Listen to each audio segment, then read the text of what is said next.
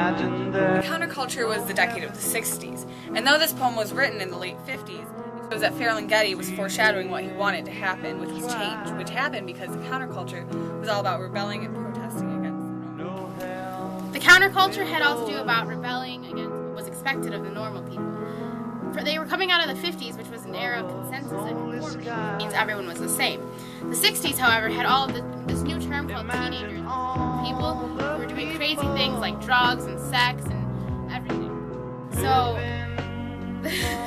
so the counterculture was all about rebelling against this idea of conformity. I am waiting for my case to come up, and I am waiting for a rebirth of one. Lawrence Ferlinghetti was a poet in the 1950s.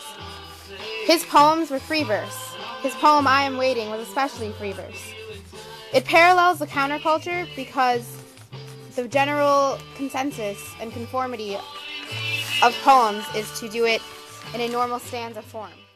And I am waiting for someone to really discover America, and where. And I am waiting for the discovery of a new symbolic Western front. Alright, I'm about to roll the butcher paper into a giant joint, and the joint represents the counterculture, and joints are generally a taboo topic, which represents the rebellion against society.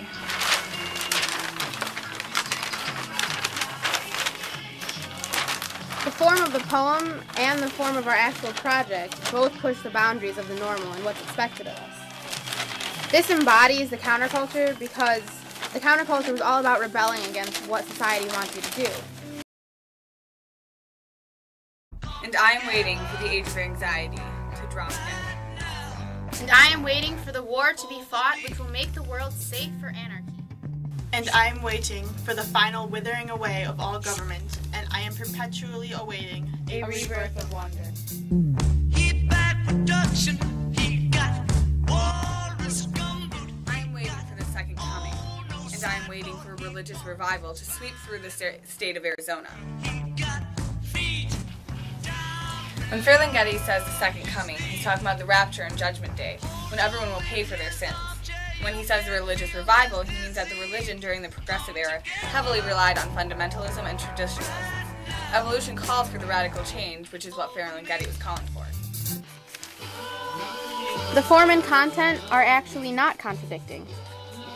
He wants to rebel against the American society in the 50s and the 60s as the counterculture, which is how his poem is formatted.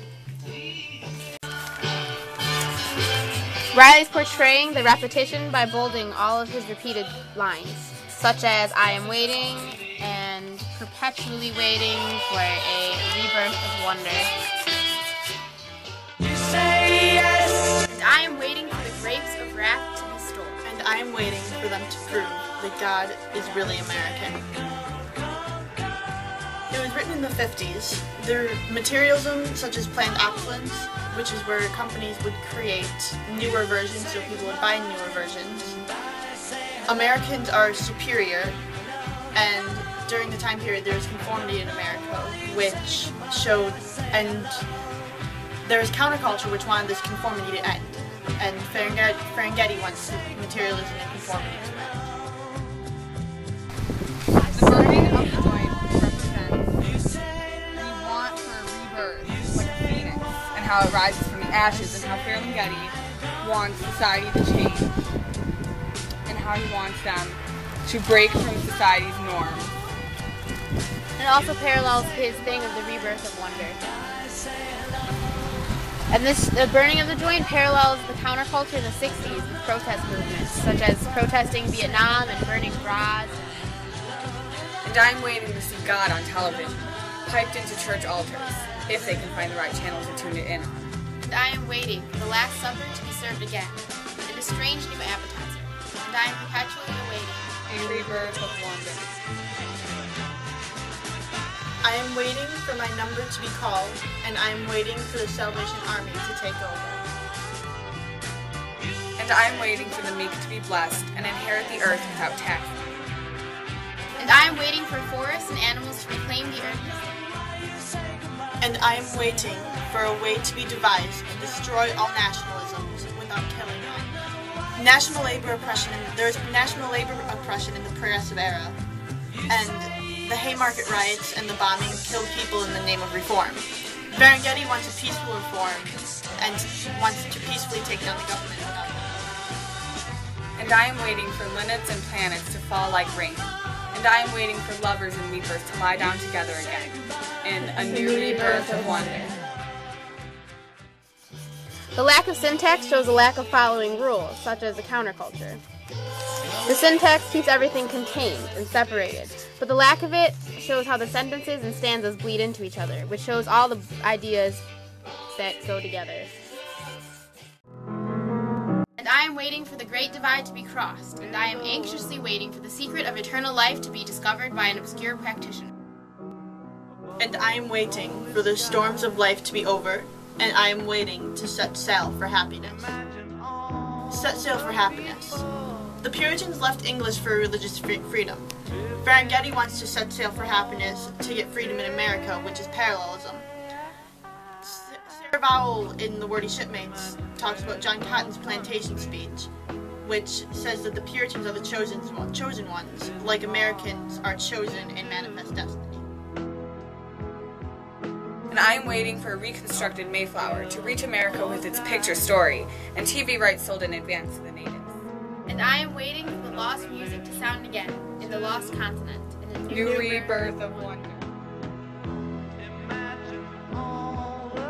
And I am waiting for the day that maketh all things clear, and I am waiting for retribution for what America did to Tom Sawyer. American society made Tom Sawyer manipulative, lazy, and materialistic. Ferlinghetti wants America to pay for making people in society selfish. He wants his poem to change the way American society is and uses it through the counterculture.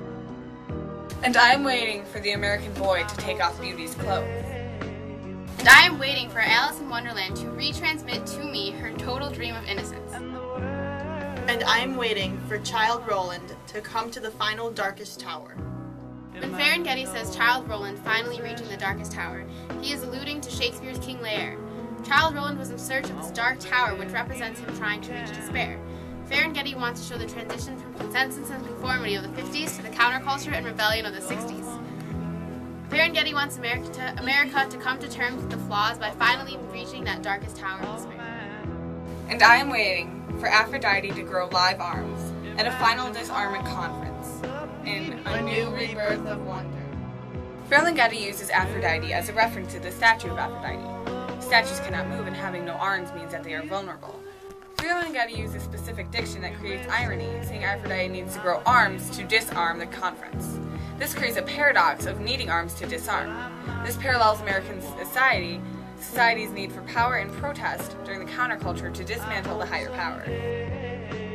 I am waiting to get some imitations of immortality by recollecting my early childhood. And I am waiting for the green mornings to come again for some strains of unpremeditated art to shake my typewriter, and I am waiting to write the great indelible poem.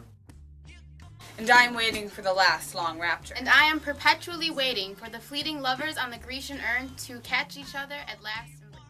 The fleeting lovers on the Grecian urn are alluding to the statue that the two lovers eternally wanting to embrace. Statues are stagnant and therefore cannot move. This parallels Ferlinghetti's view on America being stagnant. Ferlinghetti's diction shows that he thinks that is futile because he is perpetually waiting for them to finally embrace, just like the counterculture. But he knows that they cannot because they are statues, just like he is forever waiting for America's counterculture to change.